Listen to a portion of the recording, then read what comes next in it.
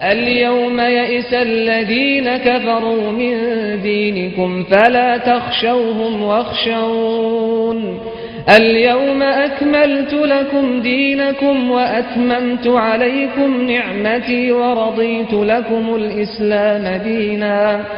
بسم اللہ الرحمن الرحیم الحمد للہ رب العالمین وصلی اللہ علی محمد وآلہ الطاہرین ولعنۃ اللہ علی اعدائهم اجمعین الى قیام یوم الدین. وقال سبحانہ وتعالی هو الذی بعث فی الامیین رسولا منهم یتلو علیہم آیاتہ ویزکیہم ویعلمہم الکتاب والحکمہ وان کانوا من قبل لفی ضلال مبین.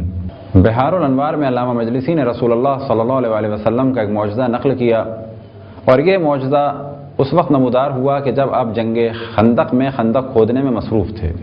واقعہ یہ ہے کہ جنگ خندق کا مشورہ جناب سلمان فارسی نے دیا. رسول اللہ صلی اللہ علیہ وسلم نے اس مشورے کو قبول فرمایا، اور پھر اس کے بعد رسول اللہ اور اصحاب نے مل کے خندق کھودی. سب کے درمیان تقریباً 10 ذراع یعنی 10 ہاتھ کے برابر زمین کھودنے کی ذمہ داری عائد ہوئی.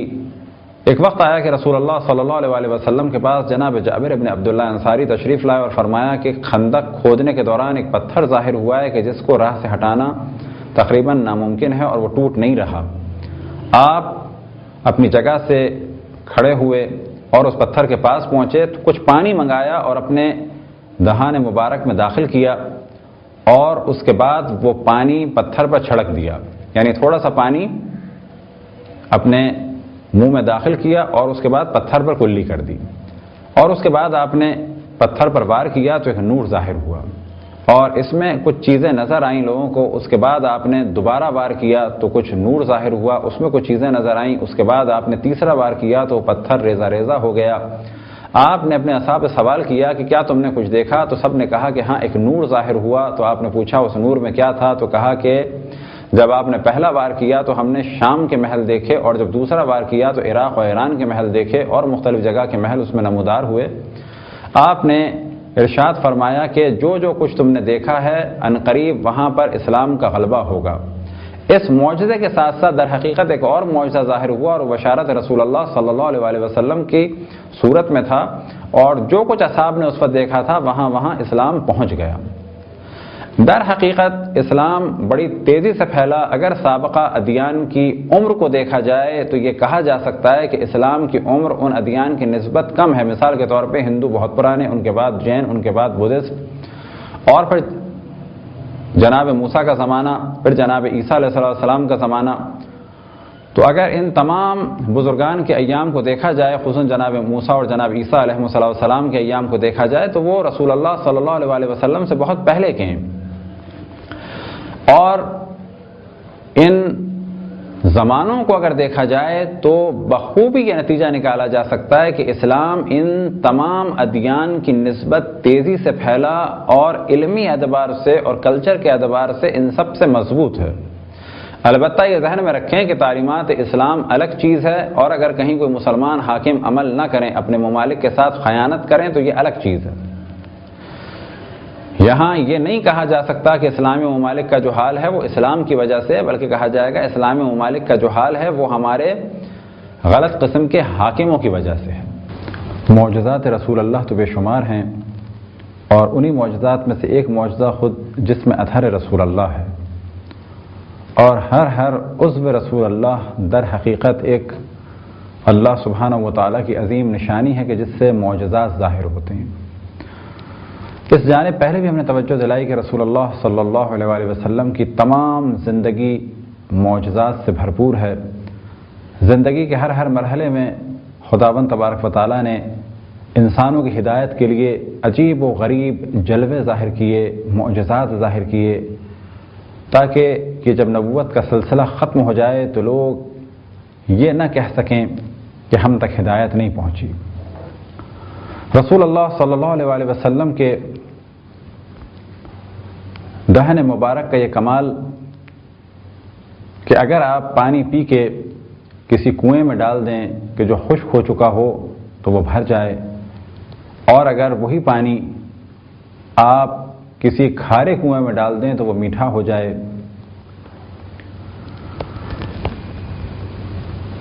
آپ کی آنکھوں کا یہ معجزہ کہ آپ جہاں تک چاہیں دیکھ سکیں، اور آگے بھی دیکھ سکیں اور پیچھے بھی دیکھ سکیں۔ ہاتھوں کا یہ معجزہ کہ جس چیز کو چھوئیں اور جو ارادہ کریں وہ اسی میں بدل جائے، کبھی ہاتھوں سے پانی جاری ہو تو کبھی انگلی کے اشارے سے چاند 2 ٹکڑوں میں تقسیم ہو جائے۔ پسینہ ایسا کہ جناب جابر بن عبداللہ سے روایت نقل ہوئی کہ وہ فرماتے ہیں کہ جہاں سے رسول اللہ صلی اللہ علیہ وآلہ وسلم گزر جائیں تو وہاں پر 2 دن کے بعد بھی اگر کوئی گزرے تو اسے احساس ہوتا تھا کہ یہاں سے رسول اللہ گزرے ہیں۔ اور بعض روایتوں میں نقل ہوا کہ جناب ام سلمہ صلوات اللہ وسلام علیہا رسول اللہ صلی اللہ علیہ وآلہ وسلم کے پسینے کو جذب کر جمع کر کسی چیز میں رکھ لیتی تھیں اور اسے عطر کے طور پہ استعمال کرتی تھیں۔ کسی پانی میں ملا دیا جائے تو وہ پانی بھی بہترین عطر کی خوشبو دیتا تھا۔ آپ کا قد ایسا، باوجود یہ کہ ایک میانہ قد اور نارمل قد تھا، لیکن اگر آپ کہیں بیٹھتے تھے یا اصحاب کے درمیان چلتے تھے تو سب سے زیادہ رعب اور دبدبا اور بلند قامت آپ ہی نظر آتے تھے۔ آپ کے پاؤں کی ایسی تاثیر کہ جس چیز کو چاہیں آپ اپنے پاؤں سے مس کریں اور جو نیت کرے وہ اسی میں بدل جائے۔ لہذا ہم نے غار حرا کے بارے میں ایک معجزہ نقل کیا کہ جو علامہ مجلسی نے بحار الانوار میں نقل کیا۔ وہ فرماتے ہیں کہ آپ نے دیوار پر اپنی ٹانگ ماری، دیوار کو مس کیا تو وہاں پر ایک دریا اور کشتی نظر آنے لگی۔ اسی طرح سے رسول اللہ صلی اللہ علیہ وآلہ وسلم کے جسم اطہر پر بادل سایہ کرتا تھا، اور اسی سائے کی وجہ سے اور بادل کی وجہ سے بحیرہ راہب نے جناب رسول اللہ صلی اللہ علیہ وآلہ وسلم کو پہچانا۔ تاریخ میں یہ واقعہ اس طریقے سے بیان ہوا کہ ایک سفر پہ جناب ابو طالب علیہ السلام رسول اللہ صلی اللہ علیہ وآلہ وسلم کو اپنے ساتھ لے کر چلے۔ ایک بندرگاہ پر بحیرہ راہب سے ملاقات ہوئی، اس نے جناب ابو طالب کو اور باقی افراد کو بلایا، اور جب یہ گئے ملنے تو پھر اس نے سوال کیا کیا کوئی اور بھی رہ گیا ہے؟ تو کہا کہ ہاں ایک بچہ سامان کے پاس ہی ہے۔ تو کہا کہ اسے بھی لے کے آؤ۔ وجہ کیا تھی کہ وہ یہ دیکھ رہا تھا کہ جہاں یہ لوگ جاتے ہیں تو بادل حرکت کرتا ہے، اب بادل حرکت نہیں کر رہا، پس اس بادل کی حرکت کا دار و مدار کسی اور شخص پر ہے۔ جب رسول اللہ صلی اللہ علیہ وآلہ وسلم کو لایا گیا تو آپ نے جناب ابو طالب علیہ السلام سے سوال کیا کیا یہ تمہارا بیٹا ہے؟ تو انہوں نے کہا کہ نہیں، یہ میرا بیٹا نہیں، بھتیجا ہے۔ کہا کہ جلد سے جلد اس کو واپس لے جاؤ، جس طریقے سے میں پہچان گیا، اگر اسے یہودی پہچان گئے تو اسے قتل کر دیں گے اور اس کی جان کو خطرہ ہے یہودیوں سے۔ وجہ کیا تھی اس دشمنی کی؟ وجہ یہ تھی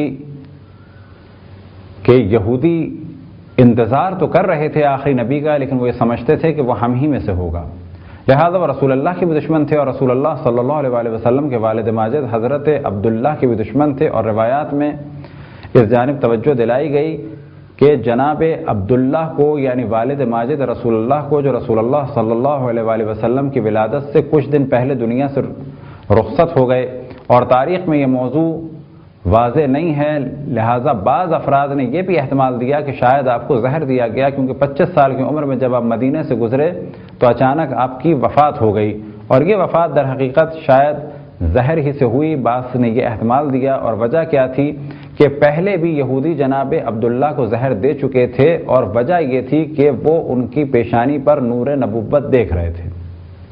اب سوال یہ پیدا ہوتا ہے کہ جب وہ نور نبوت دیکھ رہے ہیں تو اس نبی کا انتظار کرنا چاہیے؟ نہیں، وہ یہ پسند نہیں کرتے تھے کہ آخری نبی ظاہر ہو تو وہ جناب اسماعیل کی نسل سے ظاہر ہو، بلکہ ان کی خواہش یہ تھی کہ آخری نبی ظاہر ہو تو بنی اسرائیل میں سے ظاہر ہو، خود ان کے خاندان میں سے ظاہر ہو، خود ان کی نسل میں سے ظاہر ہو۔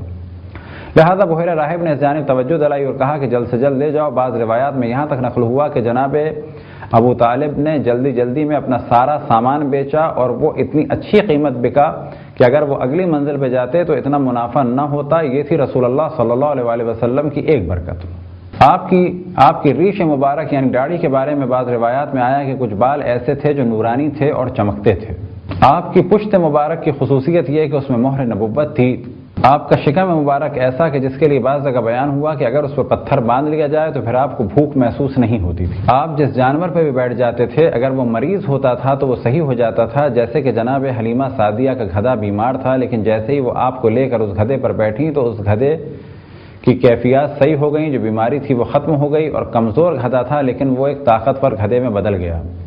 لہذا جس جانور پر بھی آپ بیٹھتے تھے اگر وہ بیمار ہوتا تھا تو اس کو شفا ملتی تھی، اور اس کی عمر بڑھتی نہیں تھی، کتنی عمر گزر جائے وہ ہمیشہ جوان رہتا تھا۔ اور آپ کی زبان کا یہ معجزہ کہ جس کا تعلق علم رسول اللہ صلی اللہ علیہ وآلہ وسلم سے تھا کہ جس زبان میں بھی چاہیں آپ بات کرتے تھے، جو بھی آئے جس زبان میں سوال کرے آپ جواب دیتے تھے، یہ چند معجزات تھے جو رسول اللہ صلی اللہ علیہ وآلہ وسلم سے منسوب تھے۔ البتہ یہی معجزات نہیں ہیں، حقیقت یہ ہے کہ معجزات رسول اللہ صلی اللہ علیہ وآلہ وسلم خصوصاً جو اہل بیت علیہ السلام سے نقل ہوئے اور آج بھی کتب شیعہ میں ہیں، اگر انہیں جمع کیا جائے تو چیلنج کے ساتھ یہ کہا جا سکتا ہے کہ سب سے زیادہ رسول اللہ صلی اللہ علیہ وآلہ وسلم کے معجزات اگر کہیں پر ہیں تو وہ مکتب تشیع میں ہیں۔ البتہ جو حالات اور واقعات ہمارے نقل کیے گئے اس میں رسول اللہ صلی اللہ علیہ وآلہ وسلم کی عزت اور آبرو اور احترام کا بہت خیال رکھا گیا۔ آخر میں اگر آپ کا ایک معجزہ بیان کیا جائے تو صرف اتنا کہہ دینا کافی ہے کہ آپ کے معجزات کا سلسلہ ہر دور میں جاری رہا، کبھی آپ کے جسم اطہر اور ذات اقدس کے ذریعے سے، تو کبھی پھر آپ کے نفس کے ذریعے سے، اس نفس کے جس کا نام تھا علی ابن ابی طالب۔ تو در حقیقت جتنے بھی معجزات مولا علی کے تھے تو وہ بھی رسول اللہ صلی اللہ علیہ وآلہ وسلم ہی کے تھے۔ کیوں کہ ہم مولا علی علیہ السلام کو اور پھر باقی ائمہ علیہ السلام کے جتنے بھی معجزات ہیں در حقیقت ان کو رسول اللہ صلی اللہ علیہ وآلہ وسلم کے ہی معجزات مانتے ہیں، ان کے تمام فضائل کو ہم رسول اللہ صلی اللہ علیہ وآلہ وسلم ہی کے فضائل مانتے ہیں۔ ہم قائل ہیں کہ ائمہ علیہ السلام جانشین ہیں رسول اللہ کے وہ جانشین ہیں، اور جو کچھ ان کے پاس ہے وہ رسول اللہ صلی اللہ علیہ وآلہ وسلم کی جانب سے ہے، اور سب سے بڑا ان کا مقام یہ کہ وہ اللہ سبحانہ و تعالیٰ کی معرفت کے سب سے بلند مقام پر فائز سے بعد رسول اللہ، اور پھر یہ کہ وہ رسول اللہ صلی اللہ علیہ وآلہ وسلم کے جانشین تھے۔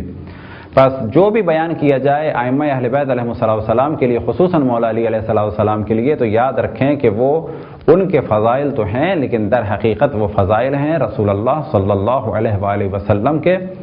اور جب بھی ہم فضائل مولا علی علیہ السلام کو بیان کرتے ہیں تو اس جانب توجہ دلاتے ہیں کہ یاد رکھیں کہ یہ مولا علی علیہ السلام کے جن کو ہم مانتے ہیں اور جن کے فضائل بیان کرتے ہیں وہ رسول اللہ صلی اللہ علیہ وآلہ وسلم کے جانشین ہیں اور خلیفہ ہیں، اور وہ فرماتے ہیں رسول اللہ کے لیے انا عبد من عبید محمد، میں محمد کے غلاموں میں سے ایک غلام ہوں۔